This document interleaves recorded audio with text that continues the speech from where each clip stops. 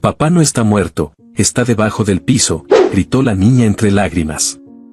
La frase cruzó el despacho del jefe de policía como un cuchillo helado en carne tibia. Fue dicha con una calma tan antinatural, con una voz tan pequeña y seria, que no parecía provenir de una niña de 5 años. Pero allí estaba, con su osito de peluche a medio abrazar, los pies colgando de una silla demasiado grande para su estatura, y los ojos oscuros y fijos en el suelo, como si esperara que alguien, por fin, la escuchara. Sofía tenía 5 años, el cabello lacio, negro, una franja de flequillo recortada con tijeras torcidas. Llevaba puesta una camiseta de unicornio desteñida y unos leggings con manchas de crayón en las rodillas. Pero lo que más llamaba la atención no era su ropa, ni siquiera su tamaño diminuto, sino la expresión de su rostro. No había lágrimas, ni confusión. Solo una especie de resignación que no pertenecía a alguien de su edad. El jefe Tomás Herrera la observó en silencio. A sus 56 años, había visto todo tipo de crímenes, desapariciones, conflictos familiares y tragedias domésticas. Pero nunca una confesión tan directa de alguien tan pequeño. Levantó la mirada hacia la mujer que la acompañaba, Ángela Romero, vecina de la familia Navarro. ¿Está segura de lo que dijo?, preguntó, más para confirmar que había oído bien que por otra cosa. Ángela asintió con los labios apretados. No quería llevársela al jardín esta mañana. La encontré sentada en la escalera con ese muñeco, dijo señalando el peluche mugroso. Cuando le pregunté dónde estaba su papá, lo dijo. Así, sin vacilar. Tomás desvió la mirada de nuevo hacia Sofía. Se inclinó un poco, apoyando los antebrazos sobre las rodillas, bajando la voz. ¿Qué fue lo que dijiste, Sofía? Ella levantó la cabeza lentamente. Tenía ojeras. No era natural. Un niño de 5 años no debería tener ojeras. Su voz fue apenas un susurro. Mi papá no está muerto. Está debajo de la cocina, donde las baldosas son más claritas. Hubo un momento de completo silencio. Ni siquiera el reloj de pared parecía avanzar. Afuera, el viento golpeó la ventana, como si el mundo también hubiera decidido contener el aliento. Tomás se enderezó lentamente. Hizo un gesto a su teniente, Marco Segura, que estaba junto a la puerta. Llama a servicios infantiles. Y que un equipo prepare el papeleo para una investigación preliminar. Quiero personal en la casa de inmediato. Eso es suficiente para iniciar. Empezó Marcos, pero Tomás lo interrumpió con la mirada. Cuando una niña dice que su padre está enterrado bajo el piso, sí, es suficiente. La casa estaba en una calle sin salida al este del pueblo, rodeada de setos viejos y una cerca oxidada. Celeste Navarro abrió la puerta con una expresión impasible. Ni pálida, ni ansiosa. Vestía con una blusa blanca planchada y unos pantalones oscuros. Las uñas bien cuidadas. El cabello recogido en una coleta apretada. Demasiado control, pensó Tomás. ¿Jefe Herrera?, preguntó ella al verlo. Sí. Necesitamos hablar con usted, señora Navarro. ¿Sobre qué? Su esposo, Esteban, está reportado como desaparecido. Ella soltó una risa breve, seca. Otra vez con eso. Esteban se va por días. Siempre ha sido así. Tomás miró hacia el interior de la casa. Olía a detergente. A recién limpio. No a una casa en caos por la desaparición de un ser querido. No había fotos de Esteban en la entrada. Solo un perchero vacío y una alfombra sin huellas. ¿Desde cuándo no lo ve? Hace 3 días. Discutimos. Dijo que iba a casa de su hermana en otro estado. No es la primera vez. ¿Y no se preocupó por su ausencia? Él hace lo que quiere. Siempre lo ha hecho. El tono era demasiado sereno. Distante. Como si hablara de un extraño. Tomás la estudió por un instante y luego preguntó. ¿Podemos entrar? Celeste dudó apenas un segundo. Dio un paso atrás y extendió el brazo. Claro. Marco se adentró primero. Tomás lo siguió. Los oficiales comenzaron a revisar la sala, el pasillo. Nada fuera de lugar. Hasta que llegaron a la cocina. El piso era distinto. Las baldosas eran más nuevas. Un tono más claro. No coincidían con el resto del suelo. Tomás se detuvo en seco. ¿Cuándo remodeló esto? Hace una semana. Había moho. Lo hice yo misma. ¿Usted sola? Sí. Vi tutoriales en internet. No es tan difícil. ¿Tiene recibos de los materiales? No. Compré con efectivo. Marcos miró a Tomás. El jefe sabía qué estaba pensando. Material de construcción comprado en efectivo, baldosas nuevas justo donde una niña dijo que su padre estaba enterrado, y una mujer que no mostraba la más mínima preocupación. Todo olía mal. Muy mal. Tomás se acercó al centro del piso renovado. Tocó el borde de una baldosa con el zapato. No se movía. Recientemente instalada. ¿Puedo preguntarle por qué llevó a su hija a casa de la vecina a las 3 de la mañana, la misma noche en que su esposo desapareció? La pregunta cayó como un ladrillo en la conversación. Celeste parpadeó. Se cruzó de brazos. No quería que respirara el moho mientras trabajaba. ¿A esa hora? Era cuando tenía tiempo. Además, ella dormía. ¿Y volvió sola? Sí. ¿Con materiales de construcción? Sí. Tomás se volvió hacia Marcos. Asintió con la cabeza. El teniente entendió la orden. Señora Navarro, dijo con voz firme, queda usted notificada que esta casa queda bajo investigación oficial. Se le pide que no abandone el lugar ni altere nada dentro de esta propiedad. Celeste bajó los brazos. Su expresión no cambió. Solo apretó los labios. ¿Me están acusando de algo? Todavía no, dijo Tomás. Y se giró hacia la puerta. Pero su hija dice que su padre está justo aquí. Debajo de sus pies. Y esa es una afirmación que no podemos ignorar.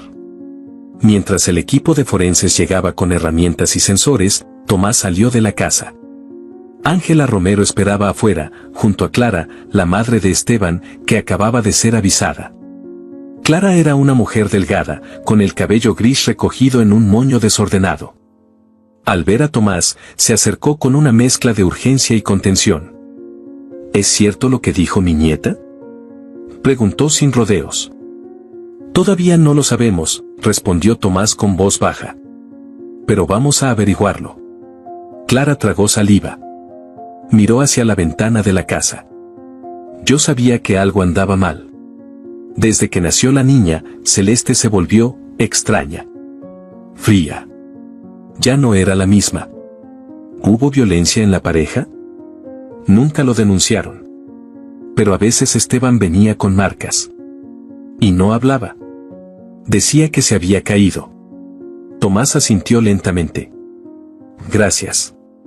Vamos a cuidarla, señora. No por mí, dijo Clara. Por Sofía. Esa niña no merece crecer con este peso encima. El primer martillazo contra las baldosas resonó como un disparo en la cocina. La forense principal, Laura Castaño, dirigía el equipo. Iban retirando las baldosas con precisión, una por una. El cemento estaba aún fresco en algunas zonas. El aire se volvió denso. Aquí hay una capa adicional de concreto, dijo Laura. ¿Más profundo? Sí. Como si hubiera querido ocultar algo. Tomás se mantuvo en silencio. Afuera, Sofía dibujaba con crayones en una hoja arrugada. Su abuela la observaba. El dibujo mostraba una figura acostada debajo de una línea de cuadrados grises. Una de las técnicas se detuvo. Capitán. El radar detectó una masa densa en forma alargada. A 40 centímetros de profundidad. Tiene la forma de un cuerpo. Tomás cerró los ojos un segundo. Y luego dijo. Sigan. Dentro de la casa, Celeste se mantenía sentada en una silla del comedor, observando a través de la ventana como si no tuviera nada que ver con lo que ocurría. Uno de los oficiales le ofreció un vaso de agua. Ella lo rechazó con un gesto sutil. Tomás entró. Se apoyó en la puerta. ¿Hay algo que quiera decirme? No tengo nada que decir. Esteban se fue. ¿Y no le duele que no esté? Nos hacíamos daño. Era mejor así. ¿Mejor para quién? Celeste giró el rostro lentamente hacia él. Para todos. Incluida Sofía. Tomás dio un paso más cerca. ¿Y piensa que enterrar un secreto bajo el suelo es mejor para una niña? Ella sostuvo la mirada. Y por un segundo, algo en su rostro pareció quebrarse. Solo por un segundo. A veces los niños entienden más de lo que deberían, dijo, casi en un murmullo. Y luego, el sonido. El grito. Uno de los técnicos en la cocina soltó una exclamación. «Y tenemos algo». Tomás se giró de inmediato y corrió hacia allí. Laura ya estaba arrodillada junto a un hueco de cemento abierto. Dentro, asomaba un pedazo de tela oscura. La sacaron con cuidado. Era un saco. Empapado. Con algo dentro. Tomás se agachó. «Abrámoslo». Los segundos siguientes fueron puro silencio. El saco fue abierto con guantes. Dentro, el cuerpo sin vida de un hombre. Rostro semi-irreconocible por el tiempo, pero claramente masculino.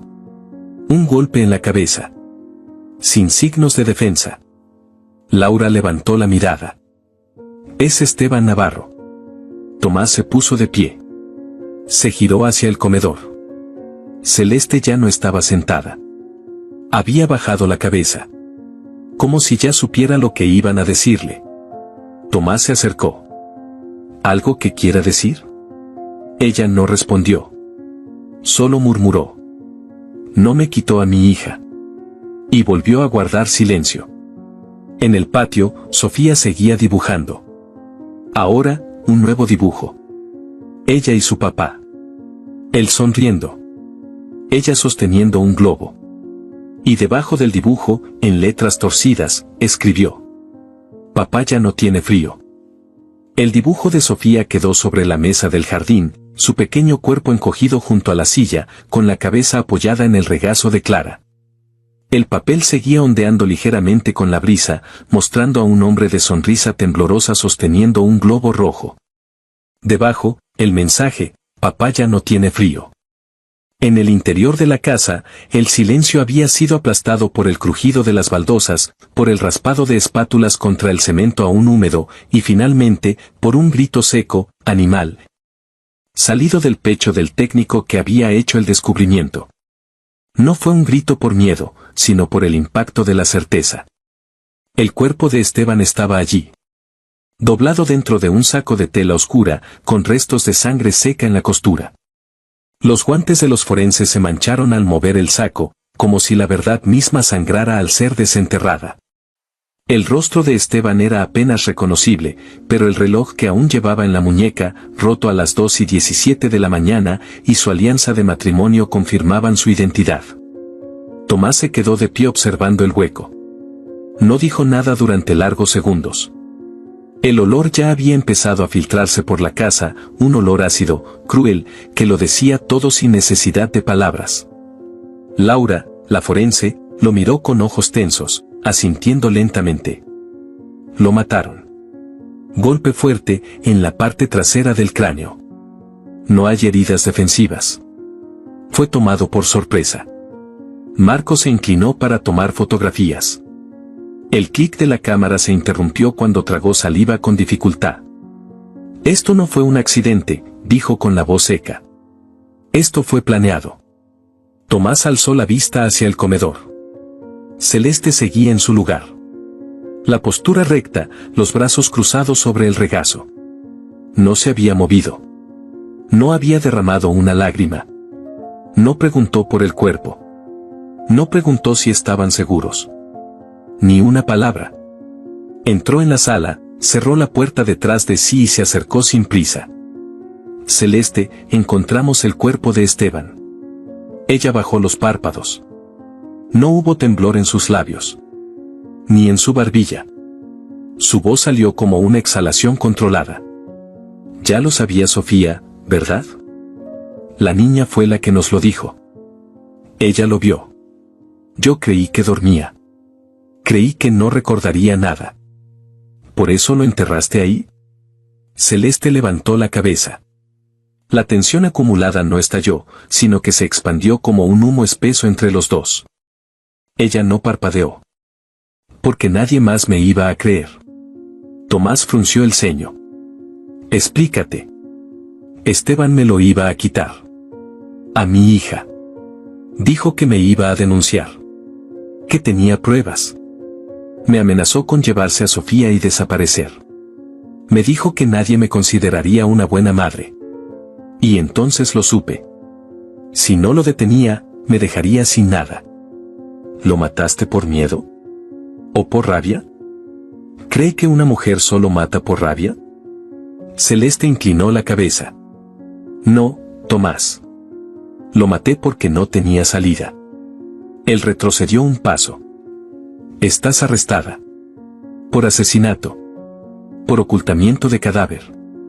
Por manipulación infantil. Y por mentir en una investigación oficial. Ella se levantó despacio. Acomodó su blusa. Luego extendió las muñecas hacia adelante. Pensé que me iba a quebrar, pero no. He vivido muerta muchos años. Esto, al menos, es una forma distinta de estar viva. Clara abrazó a Sofía con más fuerza cuando vio salir a Celeste esposada. La niña no gritó, no corrió, no se escondió. Solo la miró. Como si ya hubiera visto esa imagen antes en sus sueños. Como si el mundo confirmara por fin que su memoria era real. Celeste giró el rostro un instante, buscando a su hija. Se detuvo cuando sus ojos se encontraron. Fue solo un segundo. Pero ese segundo fue una batalla muda. Sofía no dijo nada. Tampoco sonrió. Solo bajó la mirada y apretó a su osito contra el pecho. Llévenla con la abuela, ordenó Tomás. Clara preguntó. ¿Puedo llevarla a casa de mi hermana? Es más tranquila. Está fuera del pueblo. Sofía necesita silencio y tierra. Haz lo que necesites, Clara. Esta niña necesita muchas cosas. Y entre ellas, algo que parezca paz. En la sala de interrogatorios, Celeste se mantuvo recta durante toda la lectura de sus derechos. No negó nada. No lloró.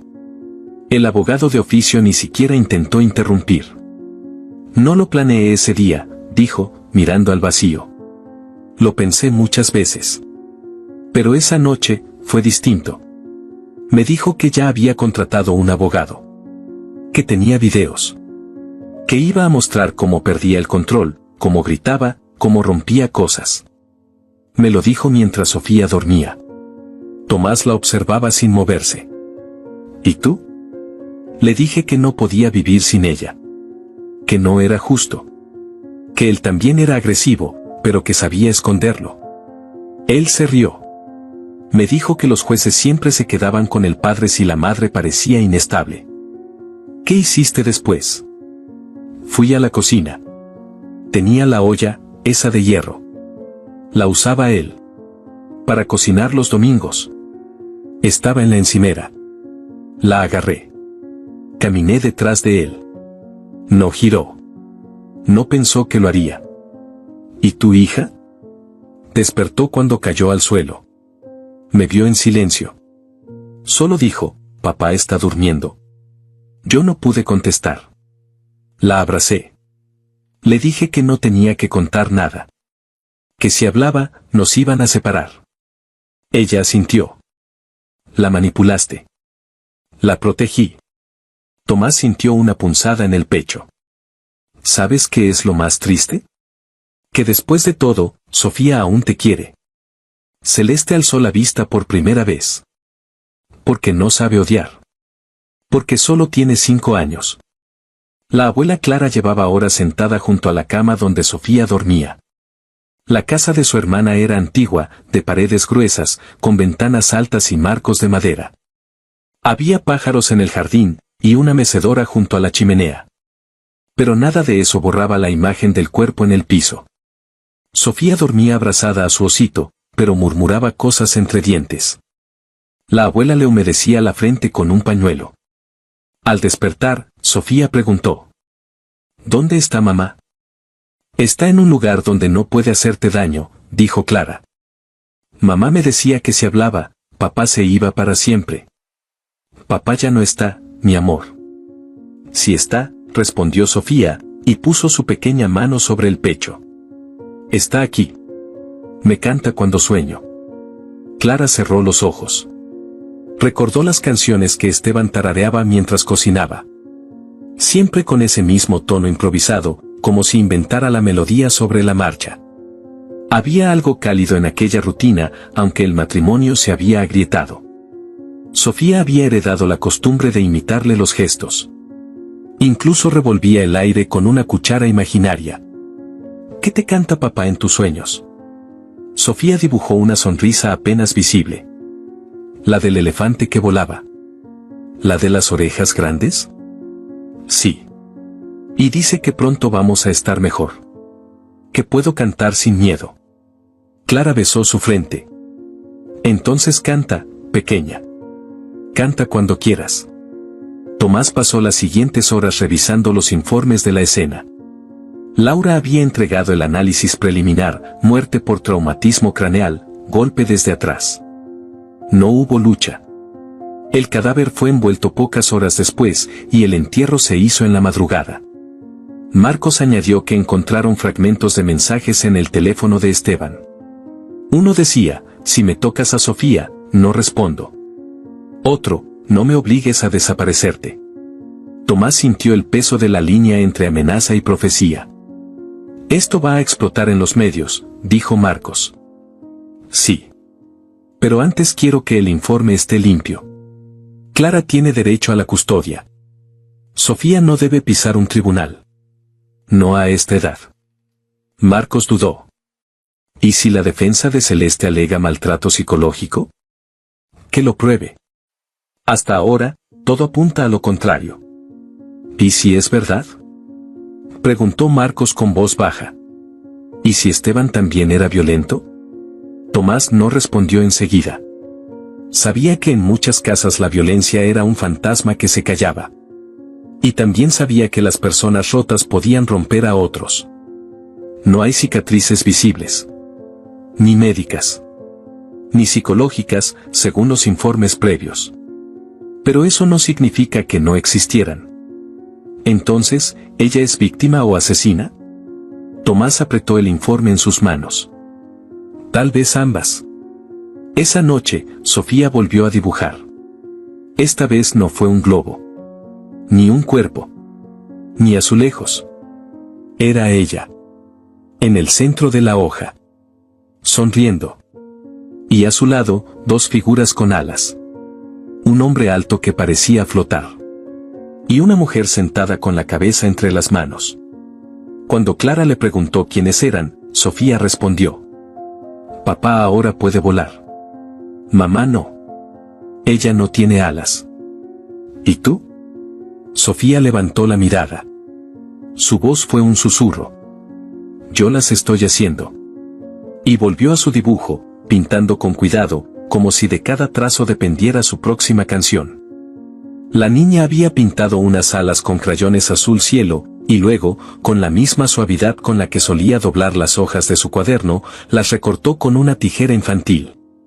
Clara la observaba desde la puerta sin decir palabra, sabiendo que ese acto silencioso era más revelador que cualquier confesión. Sofía no hablaba de lo ocurrido, pero dibujaba. Dibujaba como si de eso dependiera que no se quebrara del todo. Tomás tenía ese dibujo en la mano cuando entró en la oficina de la fiscal Lidia Martínez. No se lo había llevado por razones legales. Lo tenía porque necesitaba recordarse a sí mismo por qué seguía respirando entre tanta podredumbre. Ella lo miró sin levantar la vista del expediente. ¿Eso es de Sofía? Lo dibujó anoche, respondió él. Son alas. Dice que está haciéndose unas.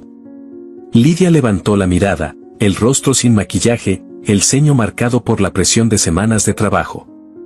Se estiró el cuello de la camisa y tomó el dibujo. Lo estudió durante unos segundos antes de hablar. Las alas no son protección.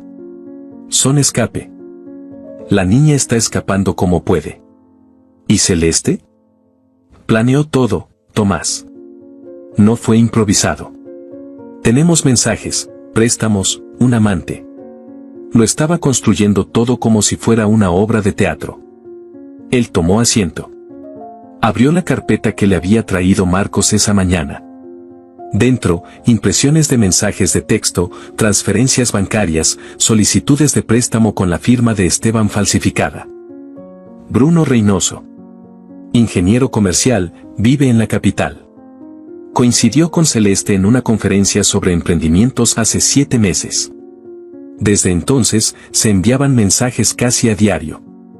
Lidia deslizó una hoja hacia él. Era una captura de pantalla. El texto decía: si Esteban sigue con sus amenazas, me veré obligada a actuar. No voy a permitir que me arranquen a mi hija de los brazos. Tomás cerró los ojos un momento. ¿Bruno sabe lo que pasó? Lo trajimos a declarar hace 2 horas. Está en la sala de entrevistas. Dice que no sabía nada. Que pensaba que eran solo amenazas vacías. Pero hay algo que no me cuadra. El tono de sus respuestas no es de sorpresa. Es de alguien que quiere evitar ensuciarse. Tomás se levantó. Vamos a hablar con él. Bruno estaba sentado, las manos entrelazadas, los nudillos blancos por la presión. Llevaba una camisa cara, ligeramente arrugada por la espera, y un perfume demasiado fuerte para la ocasión. Al ver a Tomás y a Lidia, se enderezó. No sabía que estaba muerta. De verdad. Celeste nunca me dijo que lo había hecho. Lidia se sentó sin decir nada. Tomás caminó alrededor de la mesa. Bruno, ¿estabas enamorado de Celeste? El hombre dudó. No sé si esa es la palabra. Teníamos una conexión. Hablábamos mucho. Ella se sentía atrapada. Me decía que tenía miedo. ¿Miedo de qué? De Esteban. De que le quitara a la niña. De que la internara por inestabilidad emocional. Decía que él la controlaba, que tenía cámaras ocultas, grabaciones. Lidia entrecerró los ojos. ¿Alguna vez viste esas pruebas? No. Ella me lo contaba por mensaje o por llamada. Tomás dejó caer un sobre de evidencias sobre la mesa. Dentro, copias de los mensajes. En este mensaje, tú le respondes: haz lo que tengas que hacer. Tu hija es tuya. ¿Recuerdas? Bruno bajó la cabeza. Ella estaba desesperada. Yo, solo intentaba apoyarla. No pensé que hablaba en serio. ¿Y cuándo mencionó que estaba arreglando el piso de su cocina a las 3 de la mañana? Bruno tragó saliva. Dijo que era por el moho. Que no quería pagarle a nadie. No imaginé. Tomás lo interrumpió. ¿No imaginaste?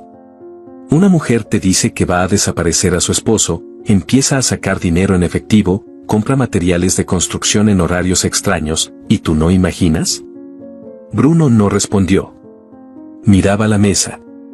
Un leve temblor le recorría la mandíbula. Lidia habló con voz baja, como si estuviera contando un secreto a un niño. Sabes que si ocultaste información relevante, te volvemos cómplice. Incluso si no participaste en el asesinato, el encubrimiento es un delito. Pero si colaboras. Ella me dijo que lo tenía todo controlado, interrumpió Bruno, como si se quebrara por dentro. Que Esteban no era una buena persona. Que estaba dispuesto a denunciarla por un episodio con una copa rota y un grito. Me pidió que no hablara con nadie. Me dijo que si la amaba, guardaría silencio. Tomás cruzó los brazos. ¿La amabas? Bruno levantó la mirada por primera vez. Quería creer que sí. Hasta que vi lo que era capaz de hacer con su hija. Clara no dormía. En su mesa de noche había cartas sin abrir, reportes médicos, dibujos doblados, y una pequeña foto de Esteban cuando era niño. Sofía dormía con la boca entreabierta, las manos cerradas en puños, como si todavía protegiera algo que no debía decir en voz alta. A medianoche, Clara bajó a la cocina y encontró su teléfono lleno de notificaciones. Una de ellas era de un número desconocido. Era un mensaje corto. Lo siento por su nieta. No sabía que Celeste llegaría tan lejos. Bruno. Clara lo leyó 3 veces. Luego tomó el teléfono y escribió un solo mensaje a la fiscal. ¿Puedo hablar con usted? Mi nieta recuerda más de lo que debería. Lidia llegó a la casa al amanecer. Iba sola. No llevaba grabadora, ni bolígrafo, solo un cuaderno en blanco. Clara la recibió en bata de lana, con el rostro marcado por las horas sin descanso. Gracias por venir, dijo Clara. Siempre. Ambas se sentaron en la sala. El único sonido era el de los pájaros en el jardín. Clara le tendió una hoja. Lo dibujó anoche. Dice que mamá tenía la olla, y que papá dijo no. Después, no habló más. Lidia tomó el dibujo. El trazo era infantil, torpe. Una figura femenina con un objeto redondo en alto. Otra figura más grande, con una gota roja en la cabeza. Al lado, una niña llorando. No habla de esto. Pero lo dibuja una y otra vez. ¿La están considerando como testigo? No podemos tomarla como testigo formal. Su edad, su estado emocional. Pero lo que ha contado, lo que plasma, sirve como respaldo emocional del caso. Clara miró hacia las escaleras. Ella no necesita justicia. Necesita olvidar. ¿Y tú? Clara apretó los labios. Yo necesito que nadie la vuelva a ver como la hija de la asesina. Porque cada vez que la miran así, ella se encoge. Como si fuera su culpa. Lidia guardó el dibujo. Te lo prometo, Clara. Vamos a protegerla. Hasta el final. En la comisaría, Tomás seguía revisando los movimientos financieros de Celeste. Esteban había hecho préstamos a nombre de ambos, pero el dinero nunca llegó a sus cuentas conjuntas. En cambio, Celeste había creado una cuenta secundaria con su apellido de soltera. Allí aparecían retiros constantes. Efectivo. Sin rastros. Una nota en los registros llamó su atención. Una solicitud de transferencia de la propiedad de la casa, fechada apenas una semana antes de la desaparición. En el formulario, figuraba la firma falsificada de Esteban. Tomás marcó a Lidia. Ella quería todo. A la hija. A la casa. Al amante. Y a nadie que pudiera quitarle algo. ¿Eso incluye a Sofía? Sospecho que sí. La estaba entrenando para callar. Entonces esto no es solo homicidio. Es manipulación infantil con intención delictiva. Lidia, ¿sabes qué es lo más oscuro? Que una parte de ella creyó que lo hacía por amor. Celeste se mantenía aislada. Nadie quería compartir celda con ella. Las otras reclusas la miraban con una mezcla de repulsión y morbo. A una mujer que entierra a su esposo bajo la cocina, la ven como un bicho raro, pero cuando se enteran de que usó a su hija para ocultarlo, la desprecio se vuelve veneno. Una trabajadora social, Miriam Velasco, fue autorizada para visitarla. Se sentó frente a ella con un cuaderno. Celeste estaba más delgada. Las mejillas hundidas. La mirada sin brillo. Celeste, quiero que hablemos. No como fiscalía. Como madre a madre. Yo ya no soy madre. ¿Por qué dices eso? Porque las madres protegen. Yo le pedí que mintiera. ¿Y por qué lo hiciste? Celeste la miró sin expresión. Porque me dijo que si me quitaba a Sofía, nadie me recordaría. Ni como esposa. Ni como madre. Ni como mujer. ¿Quién? Esteban. Me dijo que desaparecería mi nombre. Que solo sería una historia más. Yo no quería venganza. Solo, no quería desaparecer. Miriam cerró el cuaderno. Celeste, no desapareciste.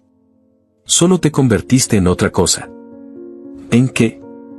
En un recuerdo roto. Para ella. Para tu hija. Celeste bajó la cabeza. ¿Todavía me llama mamá? Miriam la miró con compasión cruel. No. Te dibuja. Pero no te nombra. Mientras tanto, Sofía había empezado a dibujar otro tipo de cosas.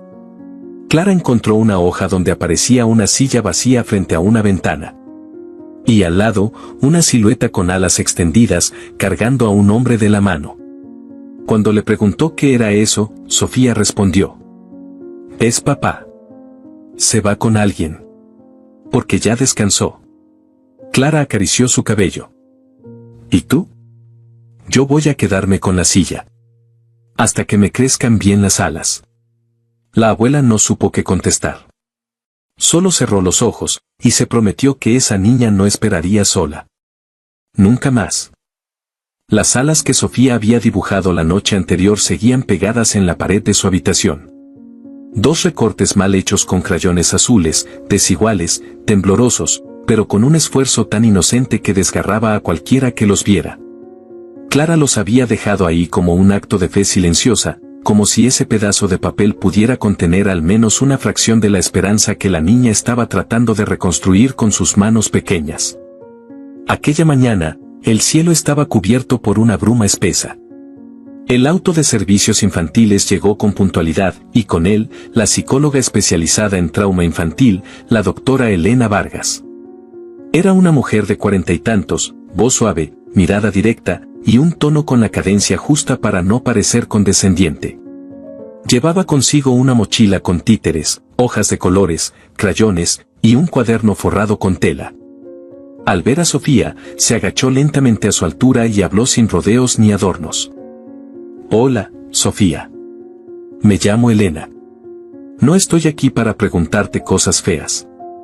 Solo quiero ver tus dibujos, si te parece bien. Sofía la miró sin expresión, abrazando a su osito gastado. No respondió. Elena le ofreció la mano, no para estrecharla, sino para dejar claro que no traía nada escondido. La niña no la tocó, pero tampoco se apartó. Clara, desde la puerta, apretó los dedos contra su blusa como si algo la desgarrara por dentro. «Puedo quedarme cerca», dijo Clara con voz baja. «Lo mejor será que ella me vea como alguien nuevo, sin conexión directa con lo que ha vivido», respondió Elena. «Pero si en algún momento quiere verte, te llamamos de inmediato». Sofía subió al coche sin decir palabra. Mientras el vehículo se alejaba, Clara sintió que un hilo invisible se le arrancaba del pecho. Por un instante, volvió a tener ese miedo atroz a que le arrebataran a alguien más. La oficina de Elena no parecía un lugar para llorar. Tenía colores vivos, estanterías bajas con peluches, cojines en el suelo y lámparas de luz cálida. Nada recordaba a una sala clínica. Había silencio, pero no vacío. Cuando Sofía entró, se sentó en una esquina sin que nadie se lo indicara. Sacó su osito, lo colocó sobre sus piernas, y se quedó mirando al frente. ¿Quieres dibujar algo?, preguntó Elena con la misma calma con la que se pregunta si alguien tiene hambre. Sofía sintió con apenas un gesto de cabeza. Elena deslizó una hoja blanca sobre la mesita baja, junto con crayones de todos los colores. No le dio instrucciones, no preguntó qué iba a dibujar. Solo esperó. Pasaron 10 minutos en silencio. Al principio, Sofía solo trazó líneas sin forma. Luego, figuras que empezaban a parecerse a personas. Primero un rectángulo con ojos. Después, una figura más alta, con un objeto en alto. Y luego, una más pequeña, en una esquina, con la boca abierta en forma de lágrima. Elena no interrumpió. No se movió. Solo anotó en su cuaderno, primer trazo narrativo. Cuando Sofía terminó, le dio la hoja sin hablar. Elena la recibió como si fuera una carta antigua. No hizo preguntas. Solo dijo: «Gracias». En el dibujo, había un hombre en el suelo, con una mancha roja en la cabeza. Una mujer sostenía algo que parecía una olla. Al lado, una niña dibujada con un solo trazo, de pie, inmóvil. Lo más perturbador no era la escena, sino la perspectiva. Sofía había dibujado como si estuviera observando desde la puerta. «¿Quieres contarme qué pasa aquí?». La niña negó con la cabeza. «¿Sabes quiénes son?». Sofía asintió, pero no habló. ¿Quieres que escriba lo que tú me digas? Sofía levantó la mirada por primera vez. Papá dijo que tenía frío. La voz fue tan suave que Elena dudó si había imaginado las palabras. Pero la niña repitió. Papá dijo que tenía frío. Lo escuché. Y después no habló más. Elena escribió palabra por palabra. Luego, muy despacio, sacó una caja con plastilina. ¿Quieres construir la casa donde vives con tu abuela? Sofía eligió los colores y empezó a formar una estructura rudimentaria. En medio, colocó una figura de plastilina acostada. La cubrió con tapas de crayón, simulando azulejos. Cuando terminó, susurró. Ahora ya no puede salir. Está muy frío ahí abajo. Elena contuvo el aliento. Lo que estaba presenciando no era un simple juego. Era la reconstrucción de una escena que aún vivía en la mente de la niña, no como un recuerdo, sino como una condena. ¿Y tú? ¿Dónde estás en esta casa? Sofía colocó una figura a un lado, con un osito en la mano. Estoy callada. Como mamá dijo. Elena la observó con atención. Quiso abrazarla. Pero sabía que eso podía ser una invasión. En cambio, le entregó otra hoja. Si tuvieras alas como las que dibujaste, ¿a dónde irías? Sofía dibujó una nube. Y sobre la nube, una silla vacía. ¿Y eso? Es donde papá me espera. Lidia examinó los dibujos en su despacho. No eran pruebas legales, pero el fiscal adjunto había aceptado incorporarlos como sustento emocional del testimonio. Tomás estaba de pie, mirando el panel de corcho donde se habían colgado los papeles. Todos estaban firmados con una S en la esquina inferior derecha. ¿La niña sabe que esto puede usarse en el caso? No se lo dijimos, respondió Lidia. Pero tampoco lo ocultamos. Elena fue clara, no es una declaración. Es una manifestación. Y en niños como ella, esa diferencia lo es todo. Tomás señaló uno de los dibujos. Ese cuerpo debajo del suelo. Tiene los ojos abiertos. Ella dice que papá la mira desde ahí. Tomás se pasó una mano por la frente. Esto no es solo un caso de homicidio. Es la destrucción de una infancia. Clara está de acuerdo con que los dibujos se usen, añadió Lidia. Pero quiere una promesa. ¿Cuál? Que nadie volverá a preguntarle a Sofía qué pasó esa noche. Nunca más. Clara recibió las copias de los dibujos de manos de Elena. Las miró en la mesa del comedor, mientras Sofía dormía en el sofá con su osito. Uno de los dibujos mostraba a Esteban con una sonrisa torcida, con un globo rojo atado a la muñeca, flotando sobre una casa de la que brotaban azulejos en desorden. Clara no pudo contenerse. Rompió en llanto. No por el dibujo. No por el dolor. Sino por la certeza de que esa niña no solo había visto la muerte, sino que había sobrevivido a ella desde dentro. Lloró con el pecho, con las manos, con la memoria. Y en su mente, se repitió la frase de su nieta como una plegaria maldita. No quiero que papá se quede solo. Celeste seguía en la unidad de contención. No hablaba con nadie. Se negaba a salir al patio. Pedía los libros con notas al margen. A veces reía sola. A veces murmuraba oraciones sin sentido. Una psicóloga forense la evaluaba cada semana. En su último informe, escribió: paciente sin arrepentimiento real. Habla de su hija como extensión emocional. Dice que si tuviera otra oportunidad, lo haría de nuevo. Considera su acto una respuesta de justicia personal. Elena pidió reunirse con ella. No como terapeuta de Sofía, sino como observadora externa. Tras una revisión legal, se autorizó el encuentro bajo vigilancia. Celeste, dijo Elena al entrar en la sala. Me llamo Elena. Trabajo con tu hija. Celeste levantó la vista por primera vez en semanas. El brillo en sus ojos no era de emoción, sino de sospecha. ¿Qué te dijo? Nada. Pero lo dibujó todo. Celeste parpadeó lentamente. Como si cada pestañeo fuera una detonación interna. ¿Dibuja? Dibuja cómo te vio con la olla. Dibuja el suelo. El frío. A él mirándola desde abajo. Celeste se inclinó hacia adelante. ¿Sigue llamándome mamá? No. Te dibuja como una sombra con manos grandes. Por primera vez, Celeste se derrumbó. Se cubrió el rostro. No lloró. Pero murmuró algo inaudible. Elena se inclinó para escuchar. Yo solo quería que no me olvidara. Ahora eres lo único que no puede olvidar. Celeste se quedó en silencio. Luego, como quien suelta un hilo del que pendía, murmuró. Dile que el frío era mío, no de él. Esa noche, Sofía volvió a dibujar.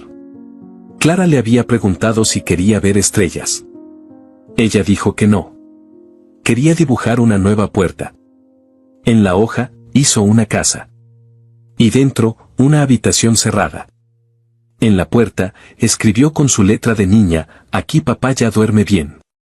Clara la miró con los ojos empañados. ¿Y tú, dónde vas a dormir? Sofía sonrió levemente. En su canción. Y con esa respuesta, cerró los ojos. Y por primera vez en semanas, durmió sin temblar. El dibujo estaba enmarcado sobre la mesa del despacho de la fiscal Lidia Martínez. No era una prueba oficial. No podía ser presentada como testimonio legal. Pero para ella, era más contundente que cualquier declaración grabada. Era el dibujo que Sofía había hecho la noche anterior, el de la habitación con la puerta cerrada y las palabras escritas con esa caligrafía infantil, aquí papá ya duerme bien. Lidia lo contemplaba como si fuese un fragmento de evidencia emocional irrefutable. Ese mismo día iniciaba el juicio. El caso Estado contra Celeste Navarro había despertado la atención de medios, analistas, colectivos de protección infantil y también de grupos de defensa de mujeres víctimas de abuso. Las opiniones estaban divididas. Algunos decían que Celeste era un monstruo. Otros, que era una víctima que había reaccionado tarde.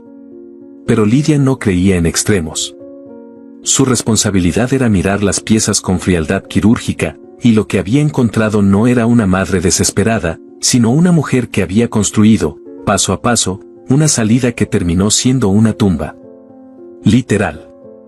En la sala del tribunal, Celeste se sentó junto a su abogado, Víctor Cedeño, un defensor penal con fama de no juzgar a sus clientes, pasara lo que pasara.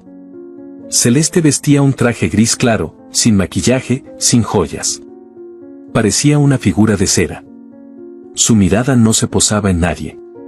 Ni en Clara, ni en la pequeña Sofía que aguardaba en una sala anexa junto a la psicóloga Elena Vargas. El juez era un hombre de mediana edad, con rostro serio, pocas palabras y cero paciencia para el dramatismo. Cuando declaró el inicio del juicio, el murmullo en la sala se apagó de golpe, como si alguien hubiese cerrado una puerta invisible. Lidia se puso de pie. Honorables presentes, la fiscalía probará que Celeste Navarro planeó con premeditación la muerte de su esposo, Esteban Aguirre, motivada por razones económicas, emocionales y por miedo a perder la custodia de su hija. Presentaremos pruebas financieras, mensajes personales y grabaciones que demuestran que la acusada ejecutó su plan con frialdad y luego manipuló a una menor para encubrirlo. Víctor se levantó justo después. Mi defendida no niega la muerte de Esteban, pero argumentamos que fue una reacción a años de violencia psicológica, amenazas constantes y miedo real de perder a su hija. No justificamos el acto. Pero tampoco podemos juzgarlo sin entender el contexto de una mujer atrapada. El juez asintió y pidió a Lidia comenzar con las pruebas. La fiscalía presentó en primer lugar una serie de correos electrónicos y capturas de mensajes entre Celeste y su amante, Bruno Reynoso. En uno de ellos, Celeste escribía, estoy harta de que me amenacen con internarme, harta de tener que demostrar que no estoy loca. Si Esteban sigue, desaparecerá. Bruno respondía, haz lo que tengas que hacer. Tu hija es tuya. Lidia caminó lentamente frente al jurado. No estamos ante una mujer que reaccionó en el calor de un arrebato. Estamos ante alguien que avisó lo que haría, que calculó los tiempos, compró materiales con efectivo, sacó dinero de cuentas ocultas y hasta vendió las pertenencias de Esteban en línea semanas antes del crimen. Presentaron recibos digitales, publicaciones en redes de compraventa, fotos de relojes, herramientas, libros de colección, todo propiedad de Esteban. Celeste bajó la cabeza por primera vez, pero no habló. Víctor pidió permiso para hablar con su clienta, pero ella se lo negó con un leve movimiento de cabeza.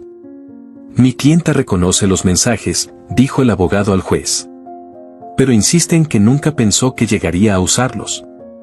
Eran descargas emocionales. No confesiones. Lidia solicitó el testimonio de la psicóloga Elena Vargas. Elena subió al estrado, manteniendo siempre la voz serena, sin tecnicismos innecesarios.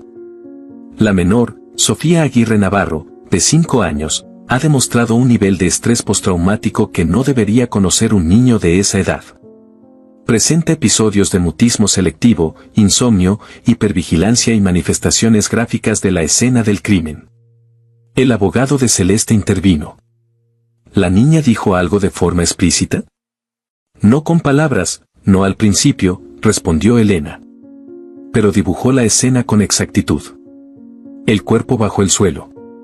La figura de su madre sosteniendo un objeto similar a una olla. Y en su última sesión, verbalizó algo que me veo obligada a compartir. El juez le dio permiso. Sofía dijo que mamá le dijo, si hablas, papá se va para siempre. Ese susurro atravesó la sala como una daga. En el fondo, Clara soltó un sollozo, ahogado por la palma de su mano. Celeste cerró los ojos. Su respiración se aceleró, pero aún no lloraba. Lidia presentó uno de los dibujos. Era una copia. La original se conservaba como evidencia confidencial. El dibujo mostraba un suelo, una figura masculina en posición horizontal, los ojos abiertos, y baldosas encima. Había líneas azules dibujadas alrededor del cuerpo, representando frío. Papá dijo que tenía frío, leyó Lidia en voz alta. Palabras de una niña de 5 años. Víctor intentó objetar el uso emocional del material, pero el juez permitió continuar con la exposición, alegando que el impacto psicológico en la menor era parte esencial del juicio. Cuando la fiscal preguntó si se podía escuchar una grabación de voz tomada por error durante una sesión de juego de Sofía, el juez permitió reproducirla. En la grabación, la niña cantaba con voz suave. Luego, en medio del canto, decía, «Mamá, no le pegues otra vez. Papá ya no se mueve». El silencio posterior a esa frase no fue solo incómodo. Fue brutal. Celeste se cubrió la cara con ambas manos. No lloró. Pero dejó escapar un suspiro seco, casi un lamento contenido durante semanas. Elena fue despedida del estrado. En su lugar, Lidia llamó a declarar al técnico de informática que había recuperado los archivos del móvil de Esteban. El técnico presentó una cadena de mensajes donde Esteban le escribía a su abogado, si me pasa algo, revisen la cuenta de Celeste. Hay movimientos sospechosos. Me da miedo que esté perdiendo el control. El mensaje estaba fechado 2 días antes del asesinato. Lidia cerró su parte de presentación con una reflexión, sin elevar la voz, sin dramatismo. No se trata solo de la muerte de un hombre. Se trata del secuestro emocional de una niña. De la manipulación del silencio. De construir una mentira bajo los pies de una criatura que solo quería cantar. Víctor pidió que Celeste pudiera hablar. El juez accedió. Celeste se puso de pie. Miró al frente. Su voz era baja, casi inaudible. No hay forma de defender lo que hice. Yo misma no entiendo en qué momento dejé de ser yo. Esteban era un hombre complicado. Me quería, sí, pero también me aplastaba. Me decía loca cada vez que lloraba. Me trataba como si fuera una empleada. Me controlaba el dinero, las salidas, las amistades. Hizo una pausa. La olla, no fue planeado ese día. Solo, se burló una vez más. Dijo que llamaría al juez al día siguiente. Que Sofía era suya. Que no me iban a creer. Que hasta mis gritos eran grabados. Me sentí invisible. Y actué. Golpeé. No pensé. Luego, solo tuve miedo. Miedo de que Sofía lo contara. Miedo de que me la quitaran. El juez la observaba sin expresión. El jurado mantenía los ojos fijos. El aire en la sala era tan denso que parecía que cualquier palabra podría estallar en el ambiente. Víctor preguntó si tenía algo más que añadir. Celeste miró hacia la sala anexa donde sabía que Sofía la escuchaba. Lo único que me importa es que mi hija sepa que no fue su culpa. Que lo que vio no era lo que una madre debe mostrar. Que la amo, aunque ya no sepa cómo. Lidia pidió permiso para concluir su intervención. Celeste no solo golpeó. No solo enterró. Celeste eligió el silencio como castigo para su hija. Le pidió callar. Le pidió vivir con miedo. Le pidió crecer sin hablar. Y ese, señor juez, señores del jurado, es el crimen más largo de todos. Esa noche, Clara encontró a Sofía sentada junto a la ventana, con su osito en brazos. La niña no lloraba. Solo murmuraba para sí misma. Mamá me dijo que si hablaba, papá se iría para siempre. Pero yo hablé. Y ahora él está en los dibujos. Clara se arrodilló junto a ella. Él no se fue. Está contigo. En tu voz. En tu canción. Sofía la miró con ojos cansados. ¿Y mamá? Clara tragó saliva. Mamá está aprendiendo a escuchar. Aunque sea tarde. Sofía acarició el pelaje gastado de su osito. ¿Tú crees que me va a perdonar? Clara la abrazó con fuerza. El perdón no viene de los que hacen daño. Viene de los que sobreviven. Y Sofía cerró los ojos. Esta vez, sin pesadillas. Solo con la melodía tenue de una canción que papá solía inventar mientras cocinaba. Y que ella, ahora, cantaba en voz baja para sí misma. Como un conjuro. Como un hogar. Como el juicio final al silencio.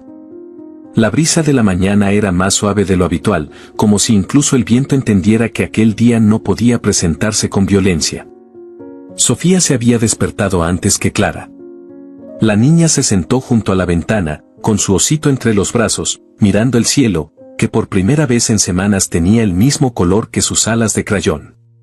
No dijo nada. Pero sonrió, apenas, como quien reconoce una señal silenciosa en la forma de una nube o en la forma en que el sol se cuela por una rendija. La sentencia estaba programada para las 10. Tomás había llegado temprano a la sala. No vestía uniforme. Llevaba una chaqueta sin insignias, corbata oscura y los ojos más cansados que nunca. Lidia lo encontró observando el estrado vacío. Nadie hablaba. Nadie ensayaba discursos. La fiscal caminó hasta él, con una carpeta en la mano. ¿Sabes qué dijo la niña anoche? Tomás negó con la cabeza. Que papá ya no tiene frío. Que ahora duerme en el cielo, no bajo el piso. Así, sin dramatismo. Como si lo hubiese entendido todo. Tomás suspiró. Ella salvó el caso. Y no tenía que hacerlo. Solo tenía que sobrevivir. Y lo hizo mejor que cualquiera de nosotros. Lidia se sentó. Abrió la carpeta. Dentro, los dibujos originales que Elena había guardado para el tribunal. No serían parte del archivo legal. Pero el juez había solicitado verlos. Uno mostraba a Esteban flotando sobre una nube con una manta azul. Otro, a Sofía con alas, abrazando una figura gris que desaparecía. Elena dice que la niña comenzó a hablar más desde que supo que no tendría que volver al tribunal, comentó Lidia. Dice que cada palabra nueva es como un ladrillo para construir algo distinto a lo que vivió. ¿Crees que algún día pueda olvidar? No. Pero tal vez logre perdonar. Y no por su madre, sino por sí misma. Celeste llegó esposada. No levantó la vista. No buscó rostros. Era apenas una sombra arrastrada por sus decisiones. El traje gris le colgaba en los hombros como si no le perteneciera. La piel más pálida. Los ojos hundidos. El juez pidió silencio. Leyó el fallo con tono firme, sin adornos ni pausas innecesarias. Celeste Navarro, el tribunal la encuentra culpable de homicidio agravado con premeditación, manipulación de menor con fines delictivos y ocultamiento de cadáver. Se la condena a cadena perpetua sin posibilidad de reducción de pena durante los primeros 30 años. La sala permaneció en silencio. Nadie aplaudió. Nadie gritó. Era una condena que ya estaba dictada desde antes en el alma de los presentes. Víctor, su abogado, le susurró algo al oído. Celeste negó. Se puso de pie. Pidió permiso al juez para hablar. Le fue concedido. Su voz, quebrada pero audible, recorrió la sala sin necesidad de micrófonos. Esteban me iba a quitar a Sofía. Tenía pruebas. Me lo repitió una y otra vez. No había nadie a quien acudir. Ni mi madre me creía cuando lloraba. No quería matarlo. Pero cuando tuve que elegir entre perderlo a él o perderlo todo, preferí perderlo a él. Hizo una pausa. Observó el suelo, como si el recuerdo aún siguiera ahí, respirando bajo los azulejos. No me arrepiento de haber querido proteger a mi hija. Me arrepiento de cómo lo hice. Y sobre todo, me arrepiento de haber convertido su voz en mi escudo. Yo ya no soy madre. Solo fui miedo con cuerpo. El juez no respondió. No hacía falta. Las palabras de Celeste flotaron como humo, y luego cayeron al piso, pesadas, sin redención. Clara estaba en el pasillo, sosteniendo la mano de Sofía. No habían ingresado a la sala. La niña no necesitaba ver el rostro de su madre para cerrar aquel capítulo. Lo había hecho ya, con sus dibujos, con sus palabras, con sus canciones. ¿Quieres saber qué pasó con mamá?, preguntó Clara. Sofía negó lentamente. Ella ya se fue, susurró. Se fue cuando me dijo que me callara. La abuela tragó saliva. Sabía que las verdades que decía su nieta eran como bisturís. Pequeños, certeros y profundamente dolorosos. La levantó en brazos. Sofía escondió el rostro en su cuello. Vamos a casa. Hoy, papá te espera en el cielo. Y mamá, bueno, ella tendrá que aprender a mirarte desde donde está. Días después, el nombre de Sofía comenzó a circular en las redes. Alguien filtró un fragmento del dibujo más simbólico, el de la habitación cerrada con la frase «Aquí papá ya duerme bien». El impacto fue inmediato. Miles de personas comenzaron a hablar del caso. Algunos con furia, otros con ternura. Algunos desde la ignorancia, otros desde el trauma personal.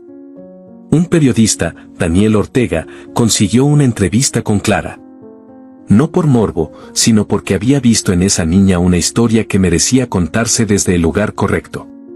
Daniel era padre y había perdido a su esposa en un accidente años atrás. Sabía que el dolor se sentaba distinto en los hombros de los niños. El reportaje se publicó en un medio digital independiente. Llevaba por título, Una niña enterró el silencio con su voz. El texto comenzaba con una frase que no era de Clara, ni de Sofía, sino del propio Daniel. Cuando una madre decide callar a su hija para cubrir un crimen, el mundo tiembla. Pero cuando esa hija canta para recordar lo que no debía decir, el mundo escucha. La publicación incluía una entrevista breve a Sofía, en la que no hablaba, pero dibujaba. En el video, la niña dibujaba una nube y decía con un tono casi musical, «Papá ahora duerme en el cielo, no bajo el piso». El video se viralizó en pocas horas. Colectivos de protección infantil lo compartieron. Psicólogos comentaban el caso en seminarios. Pero lo más inesperado fue lo que ocurrió en la prisión. Una interna, condenada por abandono infantil, vio el video en el televisor comunitario. Se quedó mirando a la pantalla por largo rato. Luego fue a la celda de Celeste y le dijo sin rodeos: «Tu hija no te odia. Pero tampoco te espera». Celeste no respondió. Cerró los ojos. Y por primera vez en semanas, lloró. No gritó. No se golpeó el pecho. Solo dejó que las lágrimas cayeran. Como si fueran piezas de una versión de sí misma que ya no podía sostener. Clara recibió cartas. Decenas. Algunas de mujeres que decían haber vivido algo similar. Otras de niños que también habían callado cosas horribles por miedo a perder a alguien. Una en particular la conmovió. Era de una mujer de Perú, madre de 3, que escribía: no sé cómo criar hijos que no aprendan a callar lo que los rompe. Pero su nieta me ha mostrado que el silencio es una elección. Y que a veces, incluso los más pequeños deciden romperlo para salvarse a sí mismos. Elena seguía trabajando con Sofía. No como terapeuta de trauma ya, sino como acompañante emocional. Las sesiones eran más lúdicas. Menos clínicas. En una de ellas, Elena preguntó: ¿te gustaría volver a usar tus alas? Sofía sonrió. Ya las uso. Cuando cierro los ojos. ¿A dónde te llevan? La niña dibujó. Esta vez no había cementerio. Ni cielo. Ni tumbas. Solo un campo de flores, una banca y una figura con barba corta y guitarra. En el dibujo, la niña cantaba. Y el hombre la escuchaba. ¿Y qué cantas? Sofía dibujó una nota musical, y en el centro escribió: no tengo miedo.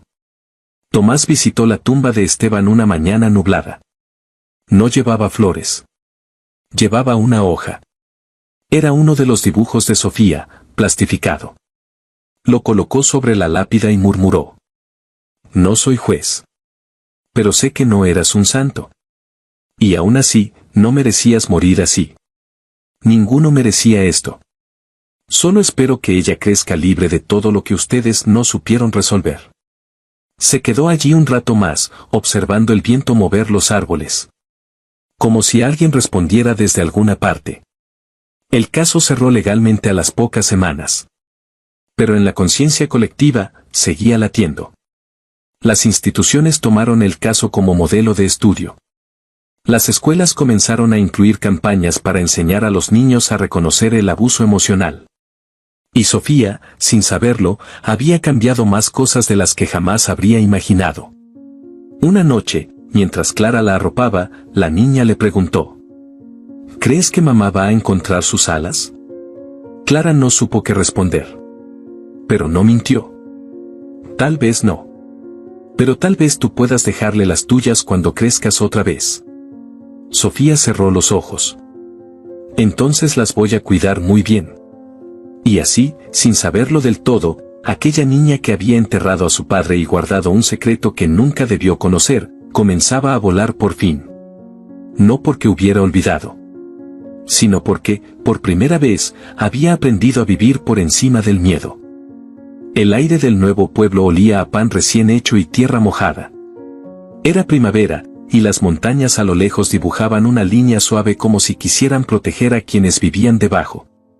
Las casas eran bajas, de techos inclinados y ventanas pequeñas, y en una de ellas, en la última calle, vivían Clara y Sofía. Habían pasado 2 años desde el juicio. Desde el último dibujo con alas de crayón. 2 años desde la frase que aún resonaba en el corazón de quienes la escucharon: papá ya no tiene frío. Sofía ahora tenía 7 años. Había crecido más de lo que muchos adultos logran en una vida entera. Seguía aferrada a su osito, aunque ahora dormía sin necesitar abrazarlo todas las noches. Iba a la escuela del pueblo, un edificio de ladrillo donde los pasillos olían a pintura escolar y lápices desgastados. Tenía una amiga llamada Abril, con la que compartía los recreos. No hablaba mucho, pero cuando lo hacía, sus palabras caían como lluvia en el desierto, claras, necesarias, sorprendentes. En casa, Clara mantenía una rutina que le permitía sostener a su nieta sin romperse por dentro. Cocinaba en silencio, ponía música suave, regaba las plantas y miraba el rostro de Sofía como quien observa una flor que renace después del invierno más largo. Algunas noches la escuchaba hablar dormida. Ya no lloraba. A veces, incluso reía. Decía cosas como: no corras, papá. Te puedo alcanzar. En las sesiones con la psicóloga Elena Vargas, Sofía ya no dibujaba cuerpos ni baldosas. Dibujaba árboles. Muchas ramas. Flores que caían como lluvia. A veces, en el centro, una figura masculina con una guitarra. Otras, una nube con una silla. Elena solía guardar cada dibujo en un archivo. No como evidencia, sino como testimonio de vida. Ha empezado a escribir, dijo Elena a Clara en una sesión reciente. Me pidió un cuaderno y ha llenado varias hojas. No se lo impedí. Me parece que escribir le da control sobre su historia. Clara asintió, sin saber cómo agradecerlo. ¿Crees que ya está bien? Elena pensó la respuesta durante unos segundos. No está bien. Pero ya no está rota. Hay cicatrices, sí. Pero ha aprendido a vivir con ellas.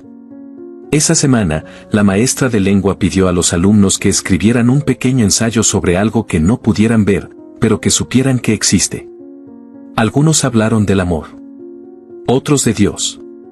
Uno habló de la electricidad. Sofía entregó su hoja en silencio. Cuando la maestra la leyó, tuvo que salir al pasillo. Volvió con los ojos húmedos, pero sin palabras. El ensayo decía: papá me visita en mis sueños. A veces solo me mira. A veces me canta. A veces me dice que fui valiente. No me dice que lo perdone. Solo me dice gracias. Y cuando despierto, me siento menos sola. Creo que eso es lo que existe y no se ve. Los abrazos que no llegan, pero igual se sienten. En la reunión mensual del consejo escolar, la directora compartió el texto. Algunos padres se quejaron, dijeron que era demasiado triste, que una niña no debía escribir cosas así. Otros pidieron que se enmarcara y se colocara en la biblioteca. Elena intervino como terapeuta. No hay nada más puro que la verdad dicha por un niño. Si la encuentran incómoda, el problema no es el texto. Es lo que han olvidado de sus propias infancias. Sofía, ajena a la polémica, seguía escribiendo. A veces dejaba notas en la mesa de la cocina. Otras las enterraba en el jardín, bajo una piedra. Decía que eran cartas para el cielo. Una mañana de sábado, Clara la encontró en el patio, sosteniendo un globo rojo con una cuerda. Lo miraba como si fuera un secreto suspendido en el aire. ¿Quieres que te ayude? Sofía negó con la cabeza. Ya aprendí a soltar. ¿Qué hay dentro? Un dibujo. Es para papá. Clara no dijo nada. La vio aflojar los dedos. El globo subió lentamente, perdiéndose entre las nubes. La niña lo siguió con la vista hasta que ya no fue más que un punto. ¿Crees que le llegue? Seguro. Él siempre fue bueno para encontrar lo que tú haces. Sofía sonrió. Esa sonrisa no era de alivio, ni de resignación. Era de reconciliación con el mundo. Ese mismo día, en la sesión con Elena, llevó un nuevo dibujo. En él, una niña abrazaba a un hombre bajo un árbol. Las ramas los cubrían como un techo vivo. No había sombras. No había líneas temblorosas. El trazo era firme, decidido. La niña del dibujo llevaba una corona de flores. El hombre, una guitarra. A lo lejos, un osito sentado junto a un cuaderno. ¿Quiénes son? Yo vi papá. Estamos bien. Él me deja cantar ahora. ¿Y tú le cantas? Sí. Le canto que ya no me da miedo dormir. Ni hablar. Ni mirar el suelo. Elena guardó el dibujo con cuidado. ¿Y si alguien más tiene miedo, qué le dirías? Sofía pensó por un momento. Que dibuje. Que cante. Que lo diga. Aunque sea bajito. Tomás se había retirado de la jefatura de policía. Vivía en una casa pequeña, en un barrio tranquilo, donde dedicaba los días a su jardín y a escribir notas para un periódico local. Una mañana, recibió una carta sin remitente. Al abrirla, encontró un dibujo. Una nube, una niña, y un hombre con gorra. En la esquina, las letras: gracias por haberme escuchado sin gritar. Debajo, un papel escrito con lápiz. La justicia no es encerrar. Es permitir que un niño vuelva a reír sin miedo. Tomás se quedó mirando la hoja durante varios minutos. Luego la enmarcó y la colocó en su sala, frente a su silla favorita. Cada vez que pasaba frente a ese marco, pensaba en Sofía. En su voz al romperse. En sus palabras al renacer. En cómo una niña había enseñado a todos los adultos que la rodeaban que no se trataba de castigar. Se trataba de cuidar. Años después, Sofía fue invitada a hablar en una conferencia sobre infancia y resiliencia. Tenía 12 años. Subió al escenario con los dibujos antiguos en una carpeta. No los mostró. Solo los mencionó. Dijo: yo sobreviví a un silencio que no elegí. Y después, elegí romperlo. No por venganza. No por justicia. Sino porque sabía que si seguía callada, mi voz se iba a morir conmigo. Ahora escribo. Ahora canto. A veces, cuando tengo miedo, todavía abrazo a mi osito. Pero ya no lo hago para esconderme. Lo hago para recordar que fui fuerte cuando más necesitaba serlo. Cuando terminó, hubo un silencio largo. Luego, aplausos. Y entre el público, Clara lloraba con las manos en el pecho. No por tristeza. Por orgullo. Por amor.